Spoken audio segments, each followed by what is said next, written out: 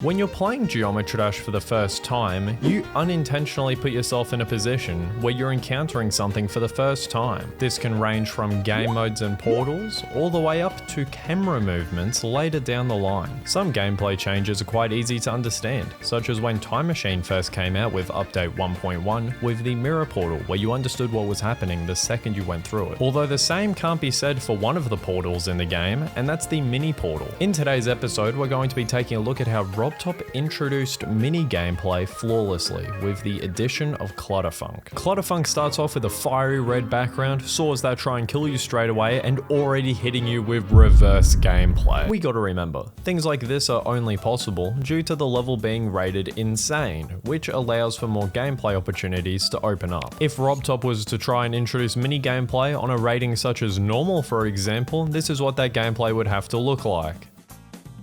Yeah, no thank you. We then get reversed back into normal gameplay, do some platforming, have some orbs that we have to attack into some upside down gameplay. And now finally, once we get to 15% of the level, mini gameplay is introduced to us for the very first time in Geometry Dash. Mini gameplay doesn't only make you mini. Let's take the mini cube for example. Your jump is significantly lower due to the increasing gravity of this game mode. So not only do you have to reconsider as a developer of the level your gameplay, but then as a player you kind of have to flip a mental switch to go from, oh okay, I was just playing normal to things are going to be a bit different now. We get introduced as the mini cube, and straight away I love what I see. The reason why I made note to gravity in today's episode is because of how vital it is for satisfying and most importantly difficult gameplay. RobTop's acknowledged being able to fall to the ground faster, therefore increasing the amount of obstacles that we have to navigate through by just simply jumping. And in my opinion, this is quite a noticeable change. Obviously that's the intention, it's a whole new game mode, but still, I've been playing this game for a very long time and these changes still stick out to me a lot. Something else I found noteworthy when we got introduced to mini gameplay is the design choice that RobTop went for. As opposed to the gameplay being open, he's lowered the height of the roof, creating this kind of compact sequence here when we first get introduced to the mini cube. This has ensured that the focal point from the player remains strictly on the new game mode and nothing else. So although this is difficult, it's not overwhelming in the sense of confusion. The end of the section's basically auto apart from the very last jump that puts us right back into normal gameplay, this time being with the ship. Something to note about this ship segment is just how much I love it. The difference between getting the coin and just doing the normal gameplay is a subtle change, but I do enjoy it. It's a pretty rewarding coin to get. And just like that, we're right back into mini gameplay, this time with the mini ball. And I'd have to say, this is probably one of RobTop's most popular sections, for better and for worse. When I say for worse, I just mean that this is a pretty difficult segment, so therefore a massive chunk of the community that consider themselves more casual are going to find it pretty hard to appreciate this. The ball is no exception to the concept of increased gravity or at least faster movement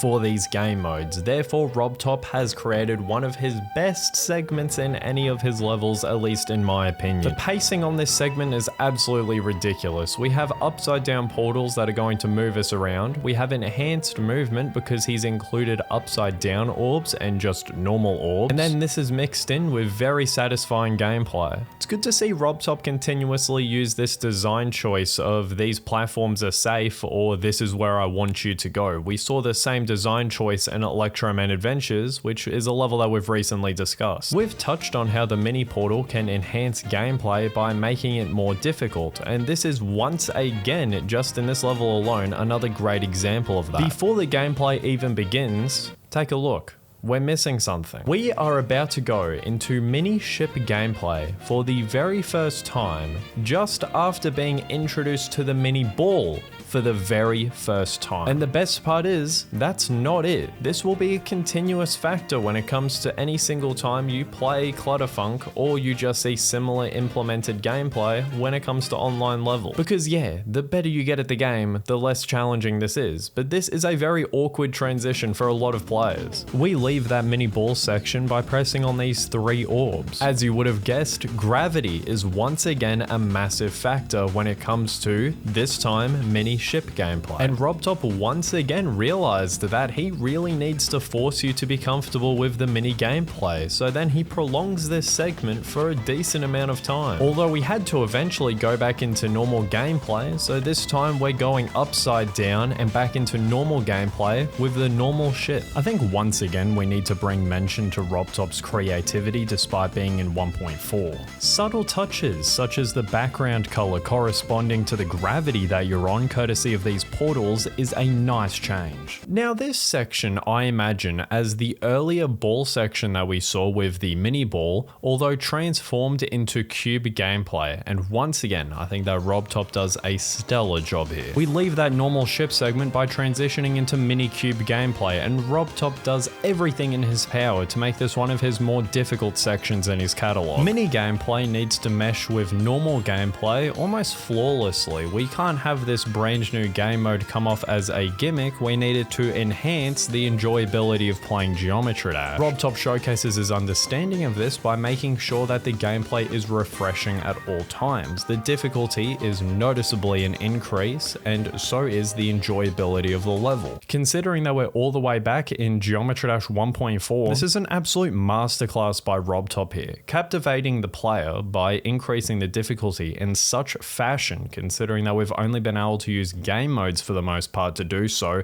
is definitely an eye-opener. Even the little things, such as implementing click discipline within the level, such as this little roof here that we have to simply wait until we have to jump, or this one with a spike, because then it's inevitable, we'll just die if we jump too early. Now I've made mention to mini gameplay needing to also be a standalone feature and not just build off of what we've already seen. That's why RobTop once again makes the conclusion of the entire level, starting from 82% entirely mini. Great timing that we mention that, because just as we get into the mini only portion to cap off this level, we get introduced to the final coin of Clutterfunk. A lot of people have mixed opinions on this coin, rightfully so. It's a blind jump, so a lot of people are going to see this as a cheap way to implement difficulty. Although in my opinion, I think that this is counteracted by the fact that the gameplay surrounding it is as chaotic as possible. It's all about recurring themes here to conclude Clutterfunk, and once again we're going to be discussing the vertical jump of the mini cube. RobTop once again capitalizes on this, making sure that we have different outbursts of shortly framed platforming work. With variation with this type of gameplay, this just further solidifies Clutterfunk as an insane level. There's no debate, but this just goes to show how mini gameplay can contribute towards difficulty very well.